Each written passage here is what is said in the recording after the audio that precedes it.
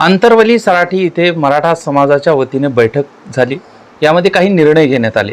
त्या निर्णयानंतर काही तास उलटले आणि जरांगे पाटील यांच्या भेटीसाठी अनेक जण आंतरवली सराठी इथे देखील पोहोचले। काय नेमकी पुढची भूमिका असणार आहे? खरं तर आंतरवली सराठी इथे बैठक पार पडली। आता पुढची रणनीती नेमकी काय असणार आहे? नाही, आता जवळपास डिक्लेअर झालेलंच, त्याच्यावर शिक्कामोर्तब राहिला फक्त। आता समाजाला गावागावात विचारतोय आपण लढवायचे का म्हणून, कारण तो निर्णय मी घेतलेला नाही आहे, समाजानं मार्गदर्शन करा म्हणून केलेलं आहे। परंतु का जाऊ नये? प्रत्येक समाजाच्या माणसानं संसद का बघू नये? तिथं त्यांच्या समाजाचे प्रश्न त्यांनी का मांडू नये? प्रत्येक क्षेत्रातला असेल, शिक्षण क्षेत्र असू द्या, तुम्ही कामगार क्षेत्र असू द्या, शेतकरी असू द्या, ज्या ज्या बांधवांना आरक्षणापासून वंचित आहेत, मग धनगर बांधव असेल, मराठा बांधव असेल, 12 बलुतेदारांचा विषय, ओबीसी बांधवांचा विषय, का यांनी तिथपर्यंत जाऊ नये? यांनीच का प्रत्येक वेळेस जावं? कारण आता तुम्ही प्रकाश आंबेडकर साहेबांचं पण उदाहरण घ्या, किती दिवसापासून तो इतके हुशार व्यक्तिमत्व होते। प्रत्येक समाजाविषयी त्यांच्याकडे स्पष्टपणानं बोलणं, काम करताना स्पष्टपणानं करतात। त्यांनासुद्धा वेळोवेळी डाव टाकून मागं खेचलं जातं। एवढा मोठा त्यांचा दलित बांधवांचा समुदाय असतानासुद्धा त्यांचे 2-4 लोक पण नको ते आवाज उठवायला समाजाला न्याय देण्यासाठी। बरं का बरं त्यांनी त्यांचा मताचा उपयोग करून घ्यायला चालतं तुम्हाला? त्यांचे तिथं संसदेत का नको? का संसदेला शिव द्यायचा नाही? का संसदेत मोठा आवाज उठू द्यायचा नाही? त्यांनी का गोरगरिबांसाठी लढायचं नाही? इतकं बारीक विचार, पूर्ण द्वेष असणारा यांच्यात नेमकं त्यांना कुठं उभारी मिळायला दिसली की काहीतरी फाट पाडिणार। माझं मत आहे की सगळ्या जाती धर्माच्या बांधवांना जाऊ द्या, आपले लोक सगळे तिथं, बस झालं यांच्या पुढं करायचं। आता या राजकीय नेत्यांच्या पुढं खूप झालं जाणं। आता आपण आपल्या समाजाचे सुद्धा लोक तिथं आपला आवाज उठवण्यासाठी जाऊ द्या, शहाणे व्हा। सगळ्या जाती धर्मांना माझं प्रामाणिकपणे आव्हान आहे या नगरीतूनच की जाऊ द्या, आपले लेकरं तिथं, आपले माणसं जाऊ द्या, द्वेष सोडा। मीच गेलो पाहिजे, स्वार्थ जागा नका करू, मीच खासदारकी झालो पाहिजे, मीच तुमच्या जातीचे, तुमच्या समाजाचे, तुमचे सामाजिक प्रश्न मांडणारा तिथं माणूस जाऊ द्या। तुम्ही ते प्रश्न मांडण्यासाठी त्यांना तिथं पाठवलं, पण ते नाही पाठवी, समजून घ्या। लेकरं डोळ्यासमोर ठेवा सगळ्या समाजाचं। मग मुस्लिम बांधव सुद्धा असू दे, मुस्लिम साधा समुदाय आहे राज्यात, का बरं त्यांच्या नसून आहे तिथं त्यांचे प्रश्न मांडायसाठी?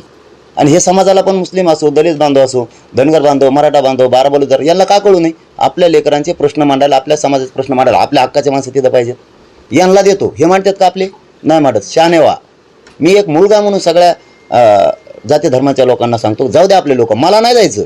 मी असं गोड बोलतोय म्हणजे मला जायसाठी नाही म्हणत, मला नाही जायचं।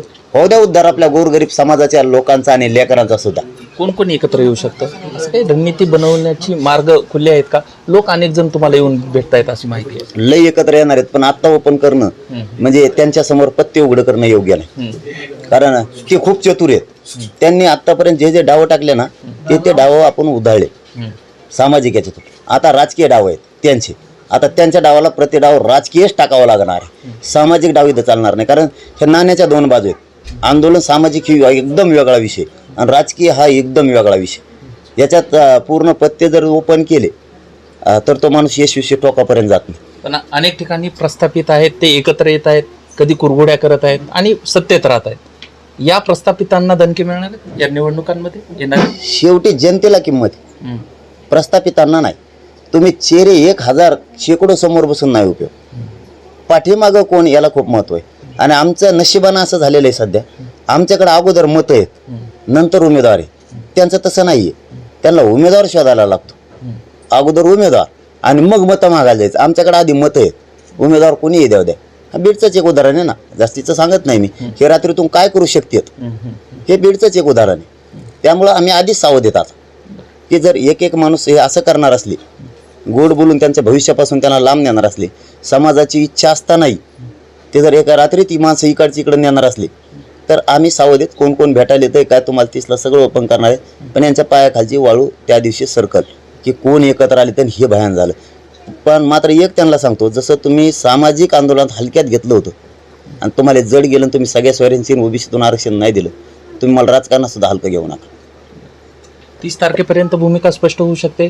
इतर जे जातींचे असतील किंवा धर्माचे लोक आहेत ते सुद्धा आता एकत्र येण्याची वाट मोकळी होऊ शकते। यायला पाहिजे, मी याच नाही म्हणणार, पण यायला पाहिजे। लेकरं आणि समाज त्यांनी प्रत्येक जातीनं डोळ्यासमोर ठेवला पाहिजे, नेता नाही। मराठ्यांनी सुद्धा नेता डोळ्यासमोर ठेवू नका। तुमच्या पोरांचे, तुमच्या जातीचे प्रश्न तिथं जर मांडणार असले तर तुम्ही या।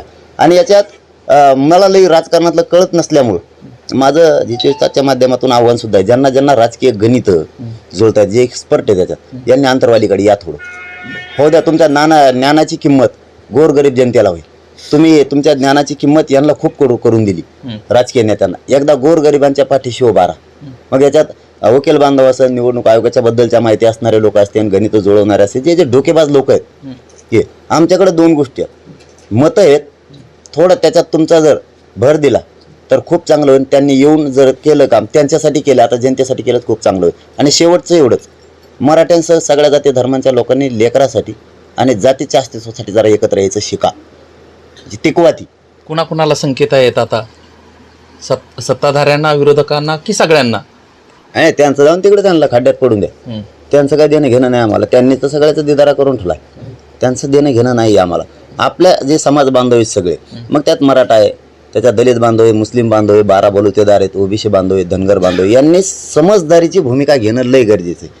तुम्ही भावनेच्या आहारी नका जाऊ. मग भावनेच्या आहारी गेलात की पुन्हा आपण आपल्या लेकरावरती अन्याय केला म्हणून समजायचा, त्याच नेत्याच्या मागं पळणार. असं नवीन करा की तुमच्या समाजाचे आणि तुमच्या पोरांचे प्रश्न तिथं मांडतील. कोण काय करत नाही, घाबरू नका. कोणी म्हणतात ते नेतेले अवघड असते तर ते नंतर डावट, काय डावण फाव काय नाही टाकीत कोणी. सगळ्यांनी खंबीर व्हा तुम्ही, आणि सगळ्या जाती धर्मांनी आपल्या जातीसाठी मुलासाठी एकत्र आहे. कसं काय यांचा कार्यक्रम लागत नाही बघा तुम्ही. हे करेक्ट कार्यक्रम करतात काय आपला, हे आपले जिरवायला निघायचे, सगळ्या जाती धर्मात लोकांनी यांची जिरवायची. राईटच कार्यक्रम करू यांचा. 30 तारखेला बैठक होणार आहे. या बैठकीत महत्त्वाचे निर्णय होणार आहेत. सगळ्या समुदायांनी एकत्र यावं असं देखील आवाहन करण्यात आलेलं आहे. 30 तारखेला निर्णय काय होतो आणि त्यानंतर लोकसभेचे गणित कसे बिघडतात याकडे आता सर्वांचं लक्ष असणार आहे. विष्णू बुर्गे, G24 तास, बीड.